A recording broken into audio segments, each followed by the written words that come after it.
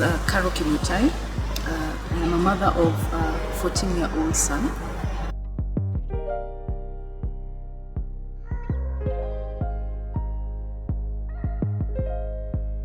I was just very intentional in terms of what I wanted to teach him. And it started from one day we were watching news, and there was this news story on TV, I can't remember the channel, where some parents were asking for help, specifically a mother, and she was saying that the boy's genitals had been cut. And so my son asked me what it means to, how come his genitals were cut, and will he ever have children again? My son was about, I think in class 1, 6, 7. That's when I realized I had to have a conversation with him. So of course, like any other parent, you don't know where to start. You don't know what he knows and what he doesn't know. So I, of course, went online and started looking for resources in terms of sex education for parents. I went to bookshops. I couldn't find any material that would help me teach sex education. I consulted a very close friend of mine. He happens to be my son's godfather. He's Canadian, so I was like, I need help. I need a resource for sex education, and he recommended a book. So when he traveled, he brought me a book, and the book was about the birds and the storks. In North America, they have a myth or fables like us. When we tell our children, young children, that children are from the supermarket, they tell them that children are brought by a stork and brought home. So the book is actually about that, and it's a biological book. It starts with body parts, the difference between a boy and a girl, from the outside, from the inside, types of families.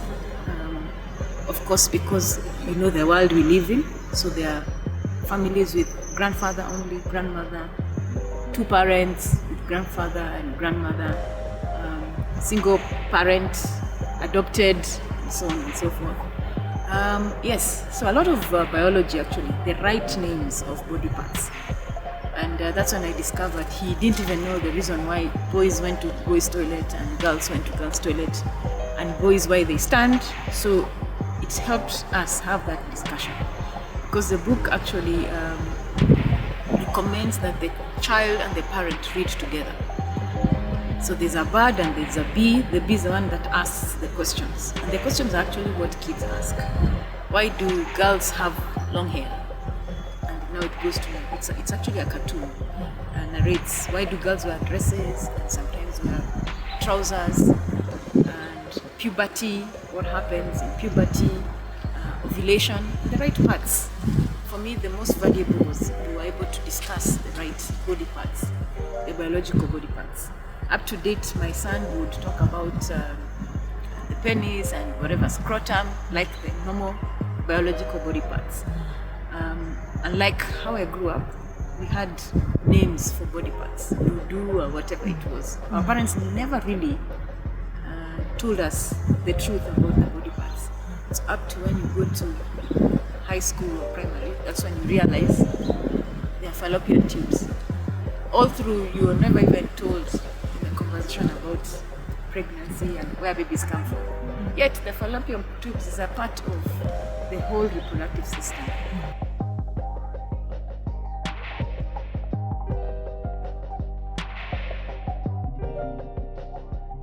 I am a believer that the first school of a child is at home. And at home, the child should be given the right information, the correct information, from the very beginning. Because remember, when the kid goes to school, he meets John, Mary, and everybody has been taught all this mashakura. For me, I believe if the child is honestly told the information, he believes you. And he even comes and says, so and so told me this is called what, or this is called the other. Then you're able to say, remember, we learned this is called breast, and breast is where milk comes from. So when mom gives birth to a baby, the mammary glands is where the milk comes from. And this is how the woman is made, and that's why although men have breasts, theirs don't grow, because you've had that reproductive talk. Because kids see women pregnant And let's not assume they don't ask. Kids these days watch people kissing. Kids are exposed to so many things, like during the holidays they go to so and so's house, and kids have phones and there's pornography, and they'll watch, they'll discuss it, they'll giggle. I mean, why do young boys and girls laugh when a pregnant woman is passing? I mean, they have their own jokes, but it's important that yes, the kids will laugh, but your child knows this is the reason why a woman gets pregnant and what happens to their body and why their body is different and it can be able to carry a child compared to this man, and the role of the man in the reproduction of the child. Yeah. And also at what stage do you as a child start becoming an adult? So there's the talk about adolescence and the things that happen to your body. For a boy, of course, there are wet dreams. Is it normal? Is it bad? And even there's another book that even talks about things like masturbation and why it's normal to, but it says it's normal. And it's a reaction to your body, but this is why you should not do it. Because sometimes we make it like a religious sin, yet it's a bodily reaction. I mean, the boys have hormones. Because you've not talked to them about what happens when this hormone does this and this, and when they sleep and what happens in the morning. You expect them to figure it out, then you have a big problem. Then you leave them at night, in the morning, with a phone. Then you open a window for addictions.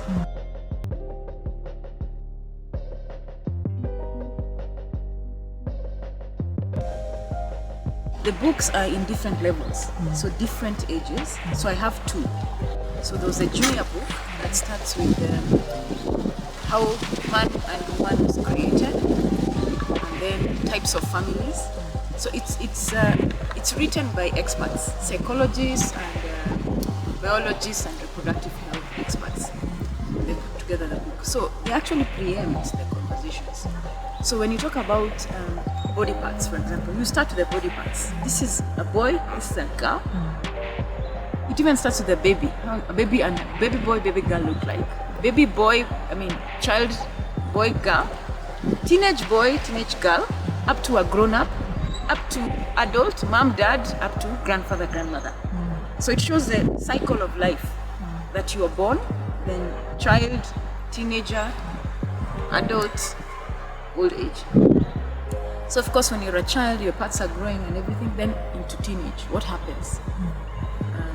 Of course, body hair, girls, breast cam, boys, whatever happens, into adulthood. And then into adulthood, it talks about relationships. That there are people who decide they're going to adapt. You can form a family. So types of families. Others who marry, and what happens when they marry. And it's very clear. It even draws. Mom and dad get into bed and they have sex. Then there's also the part of body parts. The external and the internal body parts. So the child already knows this is how a woman looks outside and inside. This is how a man looks outside and inside. Okay? And when they, for example, have sex, this is what happens, and the baby comes. It even shows how the egg travels from the ovary to the fallopian tubes, and when they meet with the sperm. And then how the types of eggs, and there are many eggs, and the sperm, there are many seeds. Reproduction, which is taught in biology. But now you're teaching your child so that they know children don't come from supermarkets. Surely, they don't. So they know when the child is grown, at least they know biologically what happens. What happens for a woman, why girls have menses. And it even has a part where sanitary wear, hygiene, those are very good things that we need to teach children. Why you need to have a shower for boys and girls. You're active in sports. For a girl, you're in sports, and what happens when you need to be clean, brush your teeth, when you eat sweets and stuff, taking care of your body. I think it saved me a lot of explanation because it builds up. It's like building blocks. It doesn't start from mom is pregnant. It starts from when you were born. The differences, the body parts. So by the time you're getting to the pages where mom is pregnant, he or she already knows what goes inside the body of a woman and the body of a man. There's parts on STIs, there's parts on good touch, bad touch, and there's even a part where you discuss sexual assault. Who should hug you, who should not hug you, and who should touch you, whatever, and who should not. And you know, if you're talking with a child, now you know what so and so's mom does this, so and so's dad does this. Is it right? Is it wrong? What if they touch me like this? Should I tell you? And then you're able to say, when this happens, come and tell me. I'll believe you, because a lot of the time, in sexual abuse, children are abused by very close family members, and they don't say because they don't believe them. So there's the issue of trust, and they know when it's the wrong touch and when it's the right touch, and when it's appropriate to give a handshake and when you should hug. I mean, those conversations, I don't think my mother sat me down and took me through. But you see, the book helped me create a space of discussion and questioning, and I'm also able to see which level he is. And although you might assume the kids are too young, remember you keep reading this book. Every 6 months, every 4 months, remember the kids come home and they say, Mommy, so-and-so was doing this, or so-and-so's mom has a big stomach, she's pregnant. Then you say, oh, bring that book. You remember what we did, what happens, the type of families, we have 2 boys and 2 girls, and then you go back and teach, and that knowledge sticks. And you find that the kids now educate others. They tell them, no, this is why this is the way it is.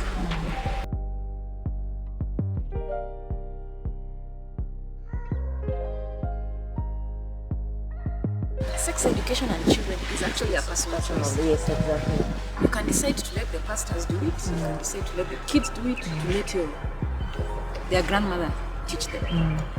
So I don't think I'm in a position to recommend this is how you do it. Okay? But for me, I recommend tell them the right thing. Tell them the truth. My son is a teenager now, so I'm asking myself, we're going to discuss contraceptives. Actually, there's a chapter on contraceptives. It's about to go to Form 1. So in the next couple of weeks, we are going to sit down and discuss. Because there's also a chapter about responsibility and decisions. What are the options you have? Because this child will go to high school or university. I'm not there. But what I want him to know, this is the action, these are the consequences, and this is the options you have.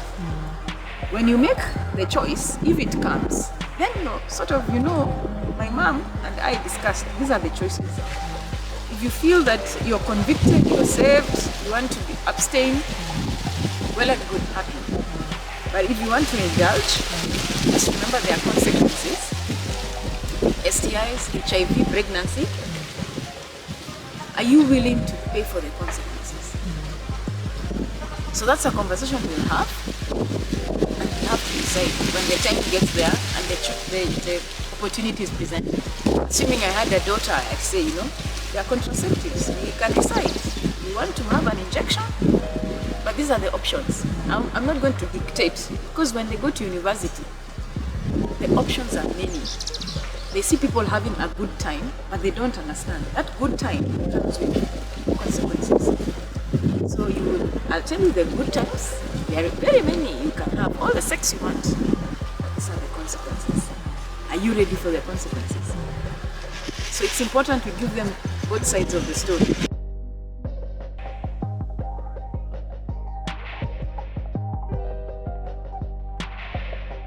For me, I don't fear, because I've told him the truth.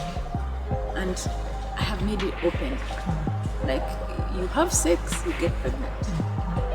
This happens. So out there, remember we've also talked about addiction, like masturbation. That if he comes across pornography, which is an addiction, we've already talked about it. Now for him, he has to decide, do I want to continue this way? Or since I know what it is about, remember a lot of these experiments kids do is because they don't know. I mean, we've always hidden, when women are naked, you're like, close your eyes. But remember, I've already showed him pictures of a naked woman. I mean, when his friend comes, he's like, my mom showed me this. So that's where I come from. That for him, nothing will be like a surprise. Yeah. If he's a naked woman, he's already seen. We've even discussed the parts of a woman, outside, inside. We have very many ways of looking at sex. So there's the religion, which is a whole story in itself. We have our cultures, and then we have the Western. Okay? So let's talk about religion, Christianity specifically. Christianity for them is abstain. Period. Sex is bad, and it's like this. But remember, that is not how life is. We ask a lot of questions. Okay? Then there are certain traditions we have where my father would not sit me down to talk about my menses. They say it's my auntie, even my own mother sent me to my auntie's place. Tradition. Okay? So there's that whole dynamic. And then we feel that the Westerners have come to tell us what to do. Okay? So what formula can work there? When the Christians are hardlined, there's no discussion about condoms. Okay? Not even narrowed down to Catholics. There's no discussion about contraception. Okay? So how do you even teach all these kids in a class? So these kids have come from a Catholic home and from this kind of home, Pentecostal or what. Do you think the parents will ever agree? They can't agree. But what we forget is our kids learn biology. Before, you would shield your child. Right now, you can't. You're here, you don't even know what your kids are doing at home. Unless you're very, very sure they don't have a phone. But even if they don't have a phone, they go to the neighbors. They're on the phone. They're taking selfies. You can't control.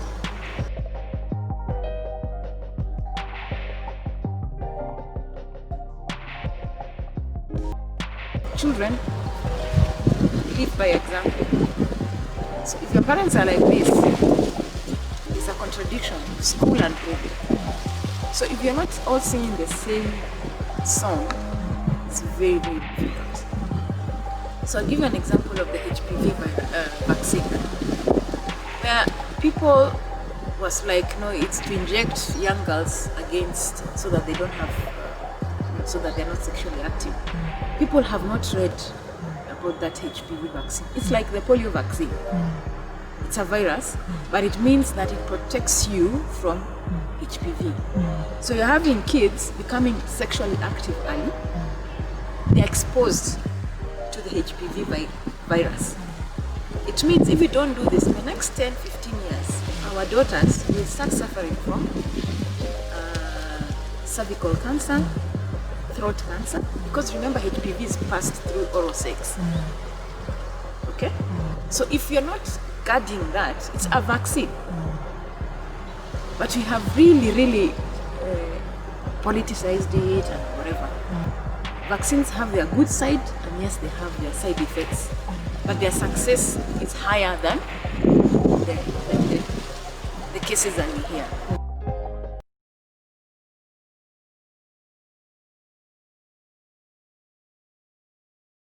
Parents should be the first teachers of sex education for their children, right from a young age. Then don't lie to your kids that there are different names. Babies are from supermarkets and all those things we tend to lie to our children. From the start, let's say the truth. Say the truth. They might be too young to understand, but the truth is the truth is the truth. So you keep repeating it when they are 4, they are 6, they are 8, they are 12, they are 15. They know mom has been consistent.